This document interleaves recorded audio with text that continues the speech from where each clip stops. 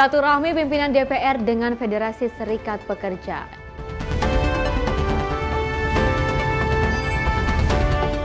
MPR RI soroti aksi premanisme berkedok Orbas.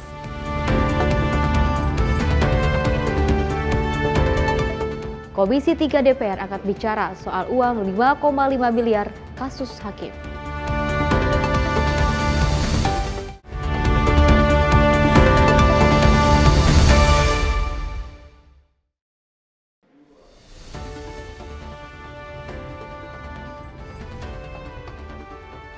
Pemirsa, untuk mengawali akhir pekan Anda, Simpo Parlemen kembali hadir untuk Anda dengan beragam informasi yang akan kami hadirkan dari Gedung Parlemen Senayan, Jakarta.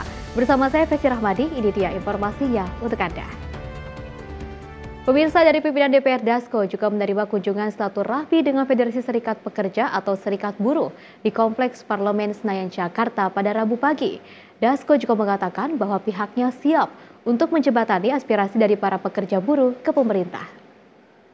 Wakil Ketua DPR Dasko menggelar silaturahmi dengan Federasi Serikat Pekerja atau Serikat Buruh di Kompleks Parlemen Senayan, Jakarta pada Rabu pagi. Dalam sambutannya, Dasko mengatakan bahwa pihaknya siap menjembatani aspirasi dari para pekerja buruh ke pemerintah. Dirinya bertekad apapun nantinya yang akan mengancam kelangsungan ekonomi, maka seluruh elemen masyarakat, pekerja buruh dan pemerintah harus bersatu untuk kemajuan bangsa Indonesia.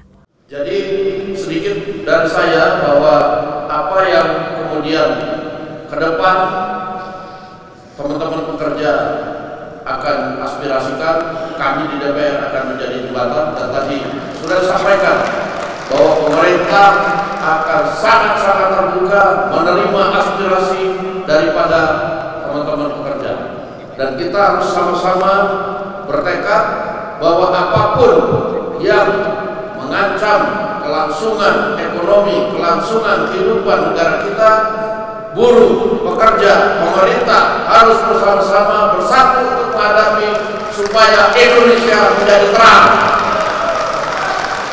Setuju nggak? Jadi kita sedih kalau dibilang Indonesia gelap, padahal Indonesia itu masa depannya sangat terang dengan kekayaan yang ada, dengan SDM kita yang sebenarnya mumpuni. Demikian, kawan-kawan sekalian, selamat memperingati BD yang akan jatuh pada tanggal 1 besok.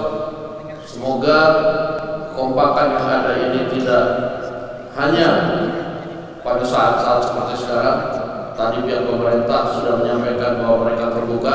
Saya juga mengharapkan bahwa teman-teman pekerja juga membuka hati juga untuk terbuka, apa-apa bisa disampaikan, bisa langsung, bisa kami di DPR menjembatani. Pada intinya bahwa kita akan bersama-sama bersilaturahmi, bekerja bersama untuk membuat Indonesia ke depan lebih cerah. Adapun yang hadir dalam acara tersebut, Presiden Partai Buruh Said Iqbal, Menteri Sekretaris Negara Prasetyo Hadi, dan Sekretaris Kabinet Letkol Teddy Indrawijaya, Presiden Konfederasi Serikat Pekerja Seluruh Indonesia Andi Gani Nanawea, serta Ketua Umum KSPSI Jumhur Hidayat. Dari Jakarta, Farizal Ahmad Amin, Simpo TV melaporkan. Selain itu, Wakil Ketua Komisi 12 DPR RI Bambang Haryadi meninjau langsung kawasan wisata prioritas nasional Labuan Bajo, Kabupaten Manggarai Barat, Nusa Tenggara Timur dalam memenuhi aspek analisis mengenai dengan dampak lingkungan atau AMDAL. Dalam kunjungannya, pemirsa, Wakil Ketua DPR RI Komisi 12 juga menyoroti pentingnya pengelolaan lingkungan yang baik di tengah masifnya pembangunan sektor pariwisata di Labuan Bajo. Bahkan ia mengingatkan bahwa keberhasilan dan pengembangan destinasi wisata harus sejalan dengan prinsip pembangunan berkelanjutan. Labuan Bajo, Kabupaten Manggarai Barat, Nusa Tenggara Timur dalam memenuhi aspek analisis mengenai dampak lingkungan. Hal ini disampaikan Wakil Ketua Komisi 12 DPR RI Bambang Haryadi saat meninjau langsung kawasan wisata prioritas nasional tersebut. Dalam kunjungannya, Bambang menyoroti pentingnya pengelolaan lingkungan yang baik di tengah masifnya pembangunan sektor pariwisata di Labuan Bajo. Ia mengingatkan bahwa keberhasilan pengembangan destinasi wisata harus sejalan dengan prinsip pembangunan berkelanjutan. Komisi 12 yang juga membidangi isu lingkungan hidup menaruh perhatian terhadap peningkatan jumlah wisatawan dan investasi di wilayah ini. Menurut Bambang, arus kunjungan yang meningkat harus diimbangi dengan penataan lingkungan dan kepatuhan terhadap regulasi AMDAL. Politisi fraksi Partai Gerindra ini menyebut bahwa beberapa waktu lalu sempat terjadi persoalan sampah di salah satu destinasi wisata sekitar Labuan Bajo, yang sampai saat ini melibatkan pejabat tinggi di Kementerian Pariwisata untuk turun tangan. Kondisi tersebut menjadi alarm bagi Komisi 12 untuk turun langsung memantau pengelolaan lingkungan di kawasan ini. Beberapa waktu yang lalu kami mendengar banyaknya sampah dan juga waktu itu ada Wakil Menteri Pariwisata sampai ikut membersihkan sampah di salah satu objek wisata di Labuan Bajo, khususnya di Padar ya kalau nggak salah. Nah, kami setelah mendengar itu, kami sebagai komisi yang membidangi lingkungan hidup, kami turun ke sini untuk memastikan bahwa pengelolaan lingkungan baik dari sisi AMDAL-nya terkait investasi-investasi yang sangat agresif dan cukup masif di Labuan Bajo ini cukup baik untuk pembangunan bangsa kita ke depan, bisa menyerap tenaga kerja, tapi kita juga tetap harus mempertimbangkan aspek pengelolaan lingkungannya, khususnya terhadap AMDAL-nya gitu. Dan kami kemarin melihat salah satu hotel di sini, mereka juga dalam pengelolaan AMDAL-nya cukup baik. Kita berharap hotel-hotel yang lain atau pengelola wisata yang lain dapat melakukan hal yang sama seperti yang dilakukan kemarin yang salah satu yang kita kunjungi. Lebih lanjut, Bambang menyatakan bahwa Komisi 12 akan terus mendorong para pelaku usaha wisata, termasuk pengelola kapal wisata dan hotel, agar berkomitmen terhadap aspek ramah lingkungan, termasuk dalam hal pengelolaan limbah. Tim redaksi Simpo TV melaporkan. Selain itu, Wakil Ketua MPR Edi Suparno angkat bicara soal protes Amerika Serikat terhadap sistem gerbang pembayaran atau gateway kris yang diterapkan di Indonesia. Dirinya juga mempersilahkan jika produk seperti Master atau Visa yang ingin masuk. Edi Suparno menyebut Indonesia siap untuk bersaing dengan negara lain dalam penyediaan gerbang pembayaran.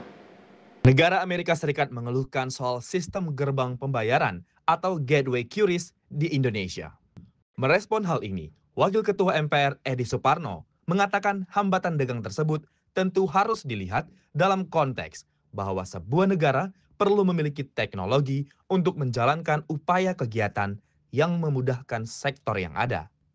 Oleh karena itu, Edi menyebut tak masalah jika produk serupa seperti Master atau Visa yang ingin masuk. Pasalnya, Indonesia akan siap bersaing dengan negara lain dalam penyediaan gerbang pembayaran. Dirinya juga menilai dalam sektor pembayaran melalui QRIS saat memudahkan hingga merambah ke pelaku usaha mikro kecil dan menengah atau UMKM. Begini, yang namanya hambatan dagang ya, itu tentu harus dilihat dalam konteks bahwa sebuah negara perlu memiliki teknologi ya untuk menjalankan berbagai upaya kegiatan yang memudahkan sektor usaha yang ada. Di dalam sektor pembayaran, QRIS itu memudahkan. Ya, bahkan QRIS itu pun sekarang sudah merambah sampai UMKM. Ya, jadi saya kira kalaupun gateway pembayaran seperti misalkan saja Visa atau Master yang mau masuk aja ke sektor ini, nggak apa-apa. Bersaing tapi, gitu. Ya, saya kira kita pun di negara-negara lain bersaing kok dengan sistem pembayaran atau dengan produk dan jasa lainnya. Jadi saya kira persaingan ini bisa terbuka dan tidak ada dalam hal ini kelonggaran atau kekhususan dispensasi atau prioritas yang diberikan oleh pemerintah kepada QRIS dibandingkan dengan sistem pembayaran yang lainnya. Preferensi masyarakat lah yang saat ini sangat luas menggunakan QRIS. Gitu. Dari Jakarta, Fahrizal Davarizkiano, Simpo TV melaporkan. Sementara itu, pemirsa, Komisi 2 juga telah menggelar rapat kerja dengan Kementerian Dalam Negeri untuk membahas tentang dana transfer daerah. Dalam agenda ini, anggota Komisi 2 DPR RI Ahmad Doli Kurnia menyoroti lemahnya pengawasan dana transfer dari pemerintah pusat ke pemerintah daerah. Peningkatan pelayanan publik merupakan salah satu prioritas utama dalam pembangunan nasional di Indonesia. Dalam upaya mencapai tujuan ini, pemerintah pusat menyalurkan dana transfer kepada pemerintah daerah sebagai instrumen desentralisasi fiskal. Dana ini mencakup berbagai komponen seperti dana alokasi umum, dana alokasi khusus, dana bagi hasil, dan dana desa. Penyaluran dana transfer bertujuan untuk mendukung kemandirian daerah dalam menyediakan pelayanan publik yang berkualitas dan merata. Namun efektivitas dana transfer sangat bergantung pada transparansi dalam pengelolaannya. Diketahui Komisi 2 telah menggelar rapat kerjasama dengan Kementerian Dalam Negeri membahas tentang dana transfer daerah ini. Dalam agenda ini, Komisi 2 DPR RI Ahmad Doli Kurniawan menyoroti lemahnya pengawasan dana transfer dari pemerintah pusat ke pemerintah daerah. Ia melihat bahwa pemanfaatan alokasi dana ini masih belum sepenuhnya dimaksimalkan untuk kemajuan daerah. Dana transfer daerah itu besar, ratusan triliun jumlahnya gitu loh. Nah, kita kan perlu tahu.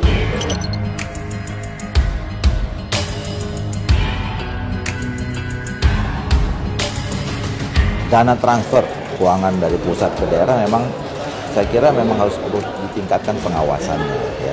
Karena apa? Karena itu kan dana pusat yang tentu kalau pusat memberikan dana ke daerah, kita harus tahu persis ya, apakah bantuan dana yang kita kirim itu betul-betul menjadi aset pembangunan, apakah terjadi peningkatan kinerja pembangunan atau tidak gitu ya.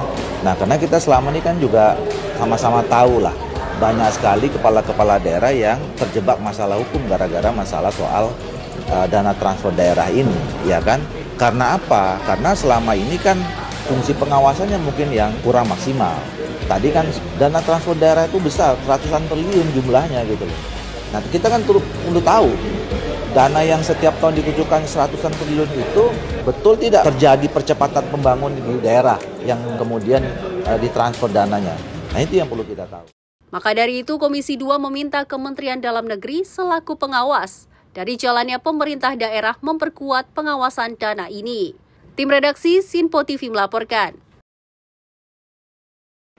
Pemirsa, Ketua MPR RI makan bersama dengan Presiden Prabowo Subianto. Informasinya usai jeda berikut ini.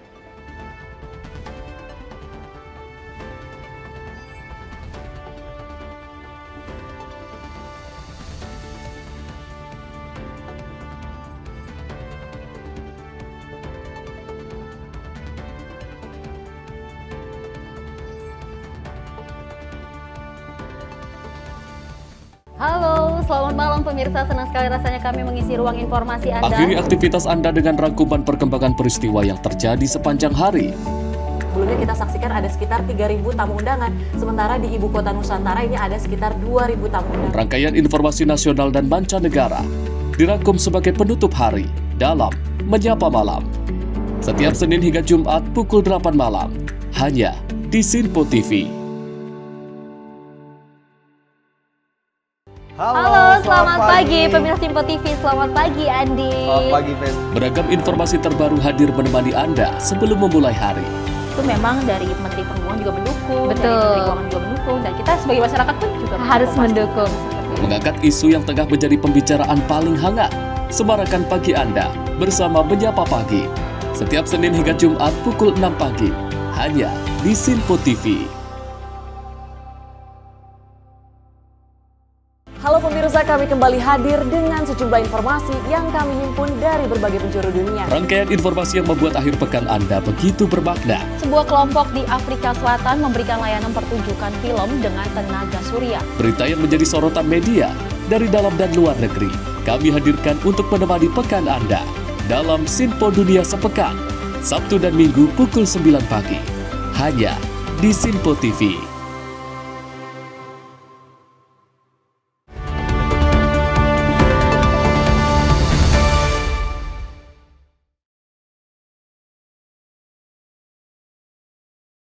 Terima kasih pemirsa, Anda masih bersama kami. Kita lanjutkan informasinya. Ketua MPR sekaligus Sekjen Partai Gerindra Ahmad Muzani menghadiri makan siang bersama Presiden Prabowo Subianto di Istana Kepresidenan Jakarta pada Selasa siang. Dalam pertemuan tersebut, Presiden Prabowo Subianto membahas mengenai evaluasi BUMN. Ketua MPR sekaligus Sekjen Partai Gerindra Ahmad Muzani menghadiri makan siang bersama Presiden Prabowo Subianto di Istana Kepresidenan Jakarta. Muzani menyebut dalam pertemuan itu dihadiri juga oleh Ketua Harian DPP Partai Gerindra Dasko, Sekretaris Kabinet Letkol Teddy Indrawijaya, dan Menteri Sekretaris Negara Prasetyo Hadi. Muzani mengatakan Presiden Prabowo sempat membahas evaluasi mengenai BUMN. Pasalnya BUMN ini diharapkan mampu memberikan kontribusi besar bagi pembangunan ekonomi nasional. Terlebih BUMN kini telah resmi masuk dalam Danantara. Tadi kita makan siang dengan Presiden dan Presiden minta makan bareng dari sama saya dan kawan-kawan, jadi kami menemani makan siang Presiden. Apa yang dibahas, Pak? Ada hal khusus? Tidak ada hal khusus yang dibahas tadi ya. Beberapa kebiasaan orang Indonesia kalau makan siang di beberapa daerah menunya, dan beberapa hal zaman kecil dulu beliau pada saat makan siang dan nggak ada yang serius, nggak ada yang politis. Kawan-kawannya siapa ya? Pak. Ada Pak Dasko, ada Pak Teddy, ada Pak Mensesnek. Tadi diomongin sedikit memang tentang penerapan kinerja Badan Usaha Negara. Beliau berharap bisa menjadi sebuah unit usaha negara yang memiliki kekuatan yang cukup tangguh, karena di satu sisi penyertaan modal dari negara cukup signifikan nilainya, tapi di sisi lain yang diharapkan masyarakat dari kinerja para penyelenggara di badan usaha milik negara, termasuk yang bergabung dalam dana negara itu, bisa memberi andil yang besar bagi perkembangan pembangunan ekonomi di Indonesia, terutama untuk kesejahteraan rakyat dan masyarakat Indonesia. Dari Jakarta, Fahrijal Diomalau, Sinpo TV melaporkan. Pemirsa, Komisi 3 DPR juga merespon terkait penemuan uang sebesar 5,5 miliar di bawah kasur tidur usai Kejaksaan Agung melakukan penggeledahan di kediaman salah satu hakim Ali Muhtarom pada 13 April yang lalu. Anggota Komisi 3 DPR Rudianto Lalo meminta Kejaksaan Agung untuk dapat membongkar kasus tersebut agar tidak terulang kembali. Kasus hakim belakangan ini menjadi sorotan publik usai banyaknya atas kasus suap. Salah satunya yakni penemuan uang sebesar 5,5 miliar di bawah kasur tidur usai dilakukan penggeledahan oleh Kejaksaan Agung di kediaman salah satu hakim yakni Ali Muhtarom pada 13 April yang lalu. Merespon hal ini, anggota Komisi 3 DPR Rudianto Lalo menyayangkan atas kasus-kasus yang menimpa hakim Indonesia. Menurutnya, kasus dugaan suap yang melibatkan hakim itu bukan pertama kali terjadi. Oleh karena itu, dirinya mendorong Kejaksaan Agung untuk dapat membongkar secara menyeluruh kasus tersebut agar tidak terulang kembali. Ya, itu kan pasti sangat memalukan dan memilukan saya kira, karena lagi-lagi peristiwa berulang terjadi. Ini bukan kali pertama hakim yang ditangkap ya karena membebaskan terdakwa kasus tindak pidana korupsi. Dan ini menjadi catatan buruk saya kira untuk kepemimpinan Pak Sunarto selaku Ketua Mahkamah Agung yang baru. Karena di era beliau ini begitu banyak hakim yang ditangkap. Ya, tentu kita yang pertama mendorong Kejaksaan Agung untuk membongkar secara menyeluruh kasus ini supaya tidak ada lagi peristiwa berulang.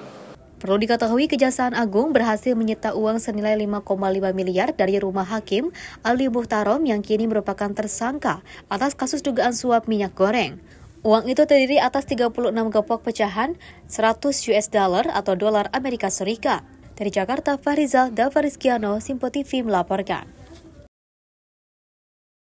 Pemirsa, Wakil Ketua DPR Dasko juga mengungkapkan bahwa pekerja serikat bersepakat untuk membangun kebersamaan antara pemerintah dan juga parlemen.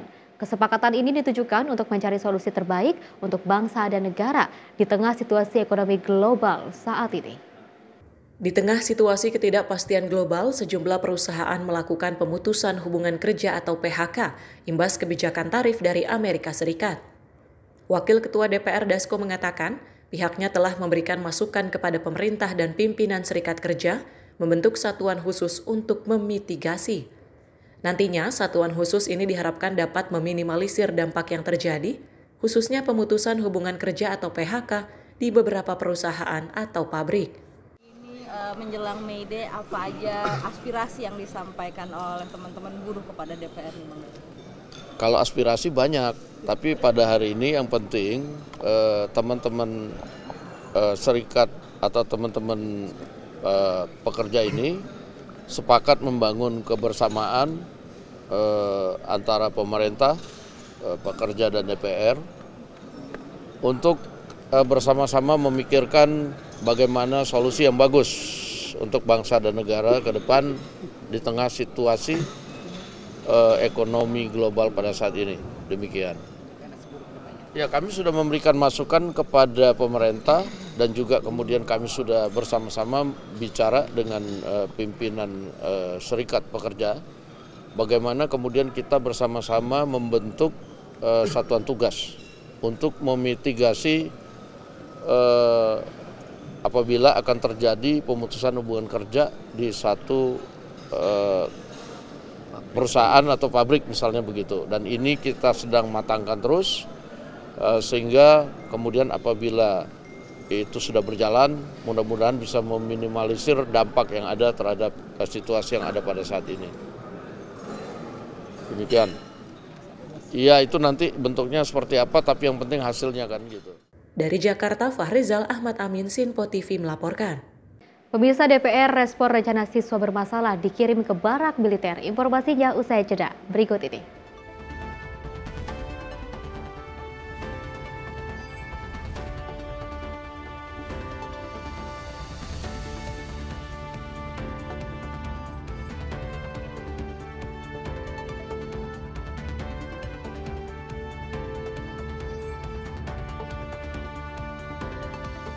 Kami hadir dengan rangkaian informasi dari berbagai penjuru dunia.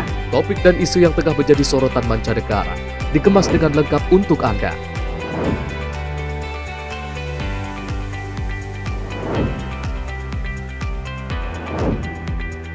Peristiwa penting yang terjadi dari berbagai belahan dunia kini hadir dalam Sinpo Dunia setiap Senin hingga Jumat pukul 7:30 malam hanya di Sinpo TV.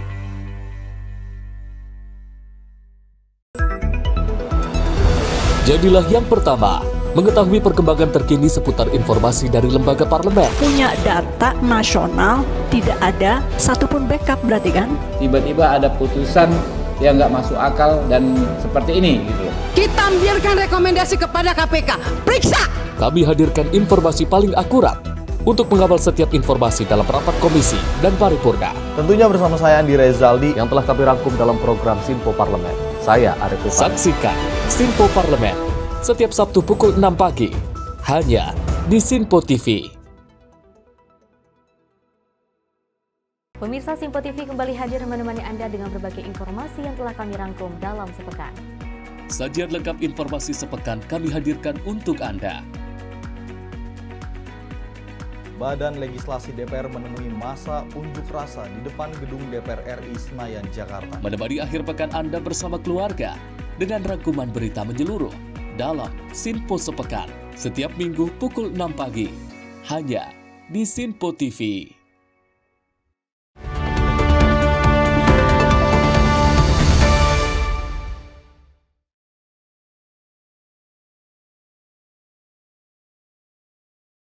Terima kasih pemirsa, Anda masih bersama kami di mana pimpinan DPR Dasko juga menanggapi rencana Gubernur Jawa Barat Deddy Mulyadi yang akan mengirim siswa bermasalah ke barak militer. Dasko mengatakan rencana tersebut perlu dikaji terlebih dahulu sebelum nantinya akan diterapkan. Gubernur Jawa Barat Deddy Mulyadi berencana akan membuat kebijakan baru yakni mengirim siswa yang bermasalah ke barak militer. Pendidikan di barak militer ini nantinya akan berlangsung pada tanggal 2 Mei mendatang. Merespon hal tersebut, Wakil Ketua DPR Dasko mengaku bahwa ia belum mengetahui pasti rencana yang akan diterapkan oleh Deddy Mulyadi. Kendati demikian, Dasko mengatakan bahwa rencana itu harus dikaji terlebih dahulu sebelum dilaksanakan. Ya kalau pemberlakuan itu kan hanya kemudian di daerah Jawa Barat ya. Saya juga belum tahu bagaimana respon dari DPRD Jawa Barat, tetapi kalau pendapat saya mungkin kita harus kaji terlebih dahulu secara matang sebelum kemudian diterapkan. Karena ya mungkin untuk masing-masing daerah itu karakteristiknya kan berbeda-beda. Demikian. Dari Jakarta, Fahrizal Dafarizkiano, Sinpo TV melaporkan. Informasi lainnya, Wakil Ketua MPR Edi Suparno juga menegaskan aksi premanisme berkedok ormas yang mengganggu pelaku usaha dan industri harus ditertibkan segera. Dirinya juga mengatakan pemerintah akan mengirimkan sinyal kuat kepada dunia usaha dan investasi dengan tidak akan mentolerir aksi premanisme berkedok ormas. Aksi premanisme berkedok ormas kini marak terjadi dengan kerap mengganggu para pelaku usaha atau investasi. Wakil Ketua MPR Edi Suparno mengatakan aksi tersebut harus ditertibkan segera. Dirinya menjelaskan, di tengah badai tarif impor yang hendak diberlakukan oleh Amerika Serikat, sektor investasi akan bisa mendongkrak pertumbuhan ekonomi Indonesia ke target 8%. Oleh karena itu, ia menegaskan jika ada pihak yang mengganggu investasi sama saja dengan mengganggu target pemerintahan untuk mencapai ekonomi 8%. Ini merupakan kelanjutan dari kunjungan saya ke Cina seminggu yang lalu, di mana saya juga diantaranya mengunjungi pabrik produsen mobil BYD. Dan di sana saya sampaikan bahwa investasi itu di Indonesia harus diproteksi, terutama dari aspek keamanannya, apalagi kalau itu menyangkut aksi-aksi premanisme. Jadi di sini perlu saya sampaikan bahwa bagi investasi, masalah keamanan, masalah penegakan hukum itu merupakan hal yang paling utama. Jadi, nah dengan adanya pelemahan di sektor belanja konsumen, adanya juga penurunan dari harga-harga komoditas dunia, yang perlu diandalkan itu adalah investasi. Dan kita lihat tahun ini saja kebutuhan investasi kita targetnya itu kurang lebih 1.900 triliun rupiah. Artinya apa? Untuk menunjang pertumbuhan ekonomi 8%, ini mesin ekonomi kita dari aspek belanja konsumennya, ekspornya, dan investasinya itu harus masuk gigi 4, gigi 5 agar tercapai target 8%. Dengan kata lain, jika ada gangguan terhadap pelaku usaha di sektor investasi, itu sama saja dengan mengganggu target pemerintah untuk mengejar pertumbuhan ekonomi 8% tersebut. Nah, oleh karena itu, kita harus segera melakukan tindakan terhadap aksi-aksi premanisme yang sering berkedok ormas tersebut agar Indonesia bisa mengirimkan sinyal yang kuat kepada dunia usaha, kepada pelaku investasi bahwa Indonesia itu tidak akan mentolerir dalam tanda petik aksi-aksi koboi ya premanisme yang sering berkedok ormas tersebut. Dari Jakarta, Fahrizal Jafar Rizkiano, Sinpo TV melaporkan. Pemirsa, anggota Komisi 3 DPR juga merespon aksi premanisme yang berkedok organisasi masyarakat atau ormas di proyek pembangunan pabrik BYD di Subang, Jawa Barat. Anggota Komisi 3 DPR Rusdianto Lalo mengatakan tindakan tersebut tidak boleh dibiarkan sehingga harus ditindaklanjuti. Aksi premanisme yang berkedok organisasi masyarakat atau ormas kini ramai menjadi perbincangan publik usai mengganggu proyek pembangunan pabrik BYD di Subang, Jawa Barat. Merespon hal tersebut, anggota Komisi 3 DPR Rusdianto Lalo mengatakan aksi itu harus ditindaklanjuti. Komisi 3 juga mendukung rencana Gubernur Jabar untuk membentuk Satgas Anti Premanisme. Komisi 3 meminta seluruh warga Jabar dan pendukung Presiden Prabowo Subianto untuk turut mendukung kebijakan itu dan meminta kepada pihak kepolisian agar dapat menindak secara tegas aksi premanisme. Ya, bahasa saya negara tidak boleh kalah dengan aksi-aksi premanisme. Kalau kemudian ada oknum-oknum ormas yang melakukan tindak pidana, apalagi sampai mengintimidasi, mengancam, lalu kemudian bahkan membakar aset-aset pemerintah negara, tidak boleh dibiarkan. Justru harus langkah tegas dilakukan oleh Polri. Tidak boleh negara kalah, Pak, lewat aksi-aksi premanisme oleh siapapun itu. Itu ada alat negara yang mengurusi itu. Alat negara siapa? Itu Kepolisian Negara Republik Indonesia yang ditugaskan mandat undang-undang untuk menjaga keamanan dan ketertiban. Kalau ada oknum ormas yang melanggar ketertiban, ya harus ditindaki. Ya tegasnya seret ke meja hijau kalau dia melakukan pelanggaran tindak pidana. Apalagi sampai kemudian mengancam, mengintimidasi pelaku-pelaku usaha. Tidak boleh ada premanisme lebih kuat dibanding negara kita. Tidak boleh dibiarkan. Kebijakan anti premanisme juga merupakan arahan dari Presiden Prabowo Subianto dengan maksud untuk menyejahterakan masyarakat Jawa Barat. Dari Jakarta, Fahrizal Jafar Rizkiano, Sinpo TV melaporkan. Pemirsa, informasi tadi sekaligus mengakhiri jumpa kita dalam Sinpo Parlemen kali ini. Mewakili kerabat kerja yang bertugas, saya Pesi Rabadi mengucapkan terima kasih dan sampai jumpa.